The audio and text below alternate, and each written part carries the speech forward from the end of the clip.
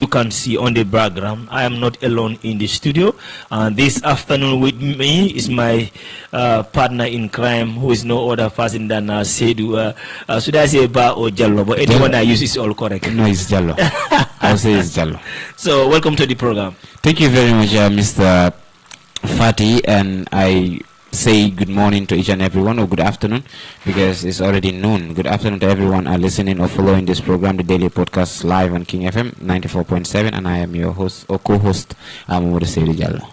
Glad to have you on board. And as always, we do a paper review on the latest developments, current affairs, particularly in the Gambia, and of course in elsewhere too. On the Voice newspaper, the lead stories Dabo breaks silence on Tambajang rift set record straight on VIP saga.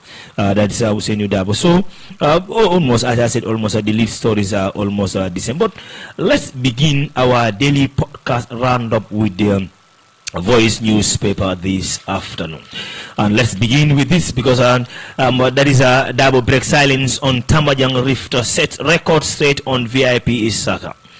United Democratic Party leader Hussein Dabo has broken his silence over interfering controversial surrounding former Vice President Fatuma Jallow Tambajang, describing her recent remarks about as the misleading. That is misleading and insulting that he had not a role in her removal from the office. In an exclusive interview with our Coffee Time host Peter Gomez, said he found it embarrassing to revisit the matter, but felt compelled to set the record straight after Tambajang claimed that constitutional amendment during the coalition government we made in his favor. Dabo explained that the amendment to address age and term limits was very important as well as were part of the coalition agenda and not tailored to benefit him personally. If it was for me, I would have been vice president, but she was not the first beneficiary of that amendment. Dabo stressed pointing out that the current vice president is also a beneficiary. The UDP leader also recalled how he supported Tambajang's race to the vice presidency despite attempts by political rivals to block her appointment. I stood by her because I knew that was what she really wanted, and because of my relationship with her later and her late husband, people were trying to disqualify her using her age record, but I defended her in that perspective. However, Dabo said what damaging their political relationship was a letter Tambajang allegedly signed to United Nations, styling herself as acting president of the Gambia while President Adam Barrow was abroad. Dabo recounted confronting her after receiving a copy of the letter. I told her, Fatumata, why did you deceive me? You say you never signed such a letter, but here it is. That was really decisive, he said. He added, the decision really reveals Tambajang was not influenced by him, but was a consequently of her own action. I heard, that is Dabo said, the decision that removed Tambajang from office was done by her own action. I had absolutely no hand in her removal from office. She paved the way for it, Dabo maintained. While acknowledging the past roles, ties, Dabo said it was important that the Gambian people hear the proper narrative of events. He emphasized that his comment has always been so advancing constitutionalism and political accountability in the Gambia, not personally rivalry. I do not want to cause harm, to cause her further embarrassment, but some of the things I see, things are very interesting narrative. This remarks by Hussein Dabo flowed from Fatoumata, that's the former vice president of the Gambia, interviews with Peter Gomez on Coffee Time, where she said she was removed from her position because of Hussein Dabo and President Adam Barrow. Because of Hussein Dabo and President Adam Barrow, they decided to remove him. But let's proceed on to the next item on the program. Still on our daily podcast review, because we review you all the lead stories on various newspapers in the country, and of course we will join BBC too for the daily podcast and the inquiry too. So we have a whole lot of spicy juice for you on this afternoon program. Now let's go to the local government inquiry, which is currently taking place, where Local Government Commission of Inquiry yesterday continued with the testimony of Kanifing Municipal Council KMC Mayor Talib Ahmed Bensouda, financial management practice covering thresholds for expenditures approval and payment to councils. Mayor Bensouda was asked about the council's approval process for payment about $500,000, which requires a council's approval. He explained that in those circumstances, the CEO will call a contract meeting with recommend to the General Council for approval. The council pointed out that the council's financial manual require approval for withdrawal and a payment into the council's account, which may be different from the approval process of the contracts. The commission also queries the mayor about a payment made to councillors. Council Gomez pointed out that the payment was made without a proper document, and that the grant from the British High Commission was not received before the payment was made. The mayor say he had personally spoke to British High Commission and British Embassy about the grant, but could not provide documents to support the payment. Was the grant paid to Bennett before the endorsement for his payment, or was it the grant received after the payment made to Bennett? Gomez asked. Mayor Bensouda said that they were trying to pre-finance the project. Did you buy it? And Imperial now say 1 gigabyte to be $50. Now that make it more difficult, not for. Thank you very much, Mr. Fati. But then, looking of the $5 equivalent to 500 megabyte, that was a promotion, and then they say the summer promotion is not going to last, but then it's just going to be temporal. And also, but then making it things will add insult to the injury, like we students, like this tariff have affected school-going children and also affected college students, whereby you are given a assignment or given a project to research on, but then having these tariffs and also skyrocketing to the peak, that whereby students cannot afford or try to get what we call this data to do their research, and also mostly affected people like these content creators, businessmen, these people that do digital marketing are also people that are also affected in this. But then Gala is the organization not because they are fighting the government, but they are demonstrating what we call a real democracy, what should happen in a democratic state. If they call a democratic state, then there will be a freedom of expression, and that's what they are doing. And also there must be a protest holding the government accountable. So these are all things that they are following, and also are following what exercising their rights and duties as citizens, because so many of us ignore to go out, and then but then they have the time and also the courage, the zeal to go out and fight for all. And this is not for the interest of them, or the interest is going to them, but also the interest is for all and all Gambians, because if this studies happens to go down, we all the Gambian citizens will also enjoy from it. So we say congratulations to them, and also we see, and also Oledi Oduma has granted a divorce to one Susan, that is a Swedish lady who is married to a Gambian man called Musa Kamara, and the lady is asking about the materials she gave it to the husband before, which involved almost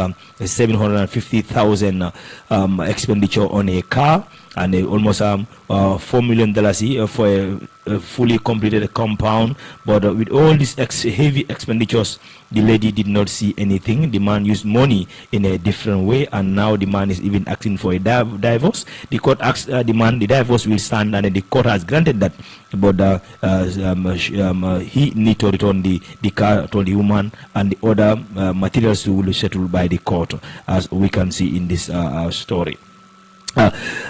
Somebody's calling, but I don't think we can take calls on the program. they can only send me a message. If you are listening right now, you can send us a message on any of our lines that you know, or you send me your direct text on 50140225. If you send me your message on 50140225, it has to do with Gambia. Anything that has to do with national interest, if you text me, I will try to bring discussions on several corrective measures will continue over the next weeks. Well, virtually, almost, living on debt. Well, we have the natural resources and we have this. But then, what I learned about history, like, we've been, like, our leaders have been puppets since like in the 18th century, in the 70s, when early Europeans come here. I can see history has taught me so many people whereby Africans itself, like if you read the history of Alpha Molo, Musa Molo, the relationship they have with Fode Kombosilla, you see that they plot, the British use Musa Molo to plot against Fode Kombosilla's father to assassinate them. So you see that now we are answerable to them. So white people, you don't see now many African countries, there is nothing like any African country that doesn't visit White House. You go to White House, sit with the president. Sometimes you sit with the president, they'll play previous videos in your country, like how they treat you on TV in the White House, in the Oval Office. So are you saying we still have a slavery? Let me put it in the, we have indirect slavery, not direct, like indirect slavery. They are controlling us, like if you see the country like China investing in so many countries. So the deal is like, if we are wrong, I said, so let's just take a short listen to the BBC podcast. Placards which read, "Gambians are not slaves to corruption."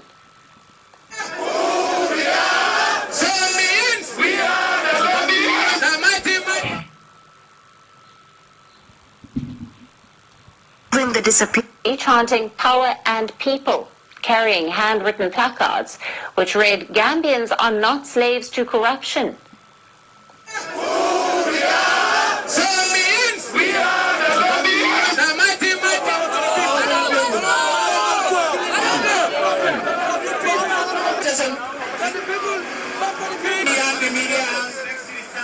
The demonstrations were against alleged government corruption.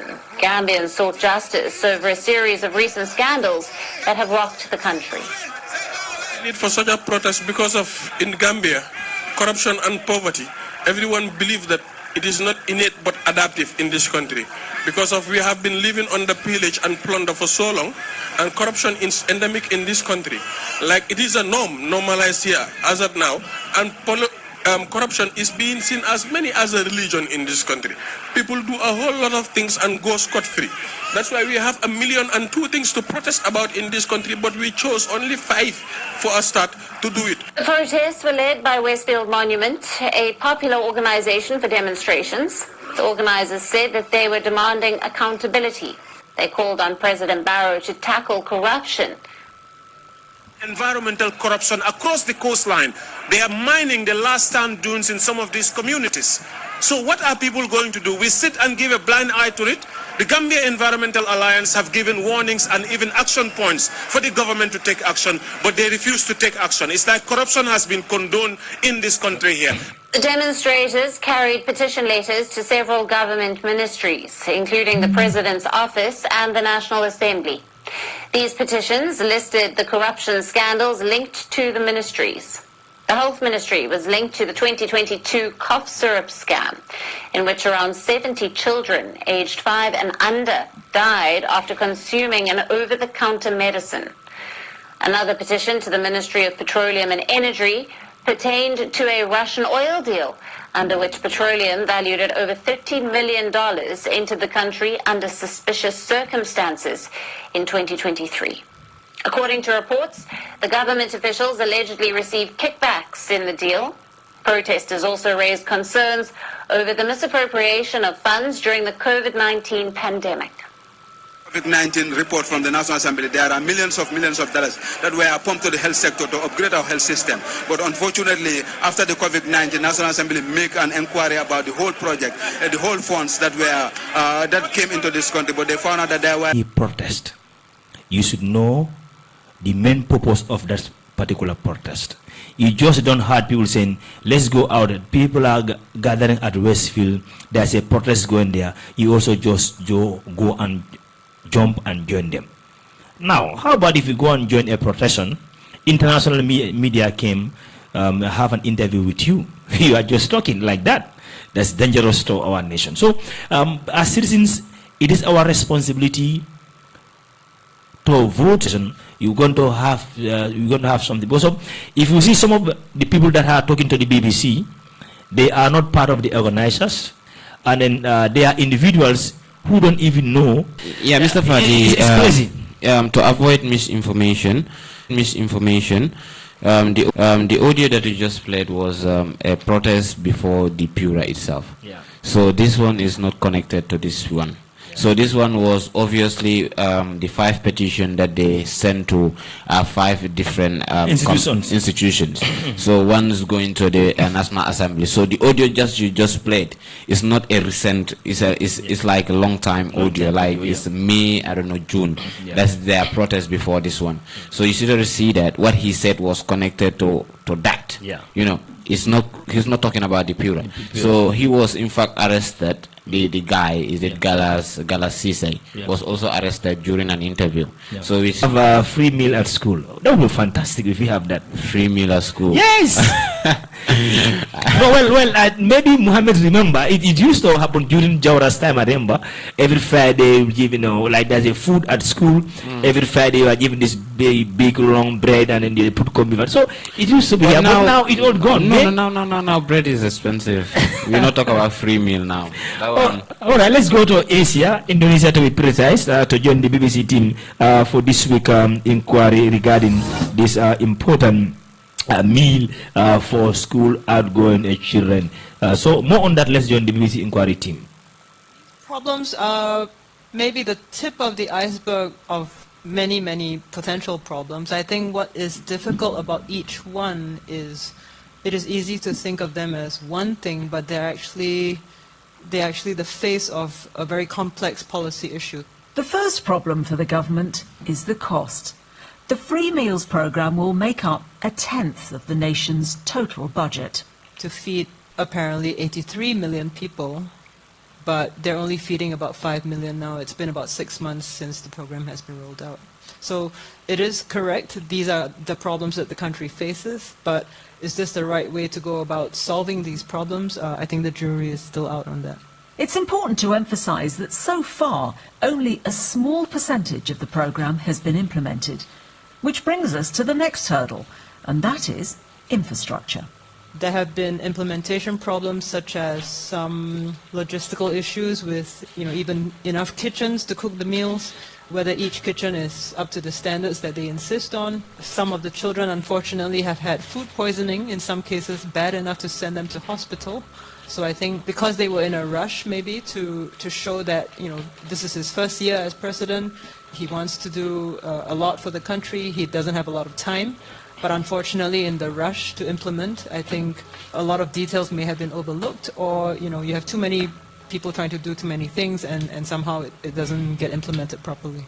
Do you think, in a way, it is an illustration of some of the country's problems, the way that this programme has been rolled out? Meaning its geographical challenges, its economic challenges, the lack of transparency, the desire for political gain, all of those things are being manifested in the way this programme is being delivered.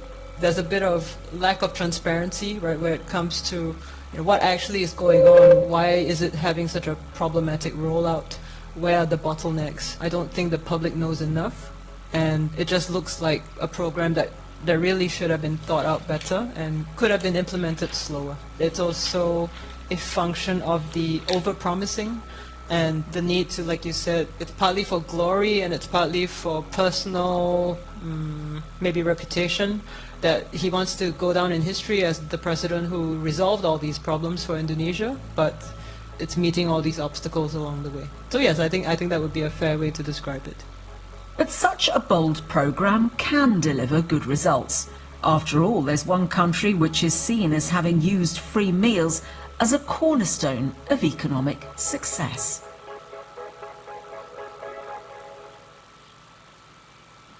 Part 3. India's free school meal programme. I am Suman Chakrabarty and I work at the International Food Policy Research Institute, which is based in Washington, D.C., but I'm currently based in New Delhi. And I'm in the... All right. Perhaps tomorrow we may come and talk about the Indian free school meal system. But we had it... Associate research. That of the BBC, which was very, very important, as you heard about Indonesia. The government have a tax to feed how much? 8 million people, no, 83 million people, but they are only supplying 5 million people. Indonesia is huge, is a highly populated country. Well, the 5 million. 80 million people. Oh, look, we are not talking about the adults population. We are talking about the kids going to school. The government is supposed to feed 83 million people, but right now they are only dealing with 5 million people. That is even more than our Gambian population. If you have that one, everybody will be like having a free meal. Like seriously, like going through, you have like yeah. So that shows like the problems in African countries can be really solved, because if you imagine if Asian country, a country like Indonesia can give a free meal to 5 million outgoing kids, if that project is in Gambia, it means every household can have a free meal. Not only students, in fact, everybody.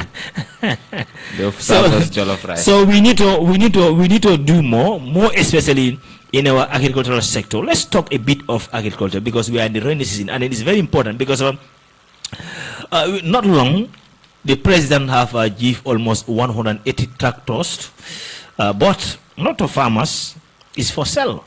If you even use social media platforms in the country and see what has been happening there, let's take you to the Fatu network, where we have the Minister of Information, Media and Broadcasting Service, Dr. Ismail Asise, has emphasized that the Gambia is governed by the rule of law, and call on the citizens, particularly the youth, to respect legal procedures when exercising their right to protest. Speaking in an interview with West Coast Radio, Dr. Asise said the government welcomes civil participation and acknowledges the concerns of young people, but insists that demonstration must remain within the confines of the law. Our petition, that is our position in that the country is a country of law. We don't mind young people expressing their concerns, but also participating in the public discourse or in the politics of this country. We listen to their concern, and we are with them, but they must follow the law if they want to protest, he said. When asked about a recent 14025 50 by an imam during a recent Friday sermon, in his press statement, the minister expressed a great regret over the incident, acknowledged the pain and misunderstanding caused within the Murid Brotherhood and the wider Muslim community. The Ministry of Lands, Regional Government and Religious Affairs formally condemned the appropriate and unacceptable remarks made by one of our imams during a recent Friday sermon, and we extend the heartfelt apology to the Murid community, both within the Gambia and around the world. The statement read: according to the ministry, the imam involved has admitted his mistake, repeated, and issued a personal apology. Nonetheless, the ministry emphasized that such conduct is intolerated within its ranks. The imam involved has admitted his mistake, reminded and repented for the action, and issued a sincere apology. However, it is imperative to note that such remarks are entirely unacceptable and must not be tolerated within our ranks. The statement further highlighted the Murid community involving contribution to Islam, particularly in the fields of religion, education, spirituality, and social development. Contributions that said are recognized and deliberated globally. Well, an imam made a sermon, but it did not go well with the Murid community. And the Minister of Religion, Hamad Bah, has come and then apologized on behalf of the Muslim Ummah. It's become a bald head. I'm talking about the Killer H. Well, we stamp this guy as one of the most prominent Gambian artists that normally go out, you know. Including things like books don't enter the prison. Those were all colonial laws so that the people who are arrested don't come out informed and enlightened to continue the revolution. So those policies and laws are still there today. And I do believe this is an opportunity for us to say that we must go to the National Assembly and reform a lot of these laws, which includes cutting your rasta. And those were tactics. Yeah, so they can have their own interests. Maybe 20%, maybe 20% of the out of 100%, the 80% goes to the state. You know, we divide. No, in China it's like that. In China, the prisoners if are the farmers. It's a skill center, youths are there. Change